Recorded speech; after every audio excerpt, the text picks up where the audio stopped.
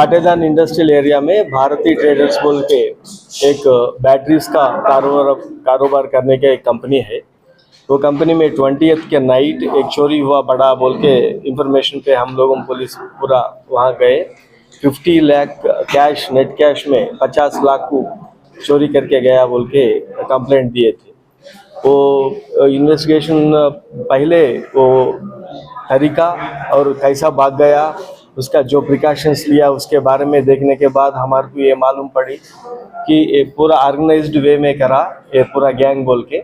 जब CCS शमशाबाद, राजेंद्र नगर, साइबराबाद का crimes DCP Narasimha sir और मैलारदेवपल्ली इंस्पेक्टर DI सब लोगों मिलके बहुत मेहनत कर रहे थे 10 दिन के लिए। आज इसमें 4 आदमी को पकड़ा गया और 16 लाख रुपए नेट कैश सीज करे, बाकी का आदमी भी और बाकी का मनी भी सीज करते। ये डिटेक्ट होने के बाद हमारे को ये मालूम पड़ा ये गैंग इससे पहले भी अतापुर लिमिट्स में अटेंशन डाइवर्शन एक करके 9 लाख रुपीस वो ले गए थे। वो केस में वो लोगों अरेस्ट होके बाहर आने के बाद एक 10 लोगों मिलके इकट्ठा 9 लोगों ने इकट्ठा बने थे, प्लान करे। वो लोगों क्या सोचे बोले तो ये इंडस्ट्रियल एरिया में कैश ट्रांजैक्शन से चोरी करना इजी बोल के एक इंफॉर्मेशन लगा लिए। 2 आदमी को खाली वो वर्कर्स जो फैक्ट्रीज में काम करते हुए रोज बाहर आते रहते, वो लोगों के साथ वो इंफॉर्मेशन लिए।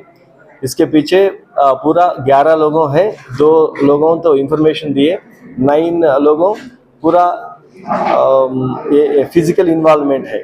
वो लोगों ये प्लान करने के बाद जब इंफॉर्मेशन मिला एक कंपनी में 50 लाख आया, एक दिन ना 2 दिन यहीं रहेगा बोल के इंफॉर्मेशन आने के बाद एक मेडिकल शॉप में ब्लैक मास्क से फेस मास्क परचेज करे, हैंड ग्लव्स परचेज करे थे।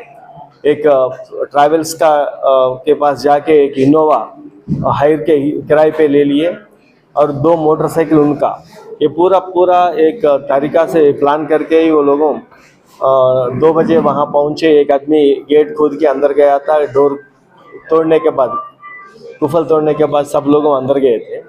50 लाख रुपए पूरा बीरवा से चोरी करके ले गए थे वो लोगों को।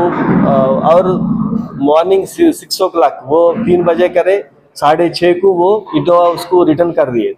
अभी तक वो ट्रैवल्स वाले को भी नहीं मालूम वो गाड़ी इस्तेमाल करा बोल के। वो नाइट रातों रात उसमें वो नंबर प्लेट भी बदला के वो कर्नूल का नंबर डाला, वो दूसरा नंबर पे पुलिस को मिसलीड करने के वास्ते ऐसा करे थे वो लोगों। ये ऑर्गेनाइज्ड गैंग है, इससे पहले भी केसेस है इनके ऊपर। अगर पूरा इंक्वायरी करने के बाद और बाकी लोगों को पकड़ने के बाद इस पर PD एक्ट लगाने के कोशिश करते हम लोगों को, अगर फिट हुआ तो वो लोगों को। और मैं ये कंपनी वालों को और ये ट्रैवल्स लोगों को मैं अभी ये एक बोलना चाह रहा हूँ। ये अनअकाउंटेड मनी ऐसा 50 लाख 1 करोड़ लाके वहाँ कंपनीज में रखना, उसका सिक्योरिटी नहीं रहता, वहाँ सिक्योरिटी गार्ड भी नहीं रहता, खाली 2 वर्करान जो रात में वहाँ रहते वो लोगों सोते रहते, उसका उतना सिक्योरिटी नहीं बस होती।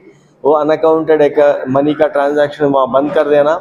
इसलिए ये केस में 50 लाख भी ये अनअकाउंटेड 2 ही लोगों आके वहाँ रखे ना, इसलिए ये केस भी IT department, income tax department को लिख रहे हैं हम लोगों। अब से ये काटेदान इंडस्ट्रियल एरिया में अगर कोई भी अनअकाउंटेड मनी से ऐसा कारोबार करना है तो हम भी इंफॉर्मेशन रखते हैं, नंबर 1। नंबर 2, ये ट्रैवल्स का कंपनीज हम किन को बोले तो उनको एक 10,000 आ जाता बोल के ज़्यादा पैसे लेके उनका आइडेंटिटी भी प्रूफ नहीं लेके किन को भी ऐसा दे के, और ये क्राइम में अगर वो व्हीकल इन्वॉल्व हुआ तो वो ट्रैवल वालों को ये तो नहीं मालूम ये क्राइम में इन्वॉल्व हुआ बोल के, लेकिन क्राइम इन्वॉल्व हुआ बोल के वो गाड़ी को तो हम सीज करना पड़ रहा। डकैती केस में ये केस गाड़ी गए तो नहीं आता, आज उतना ईजी नहीं है वो गाड़ी बाहर लेने का ट्रैवल्स को भी।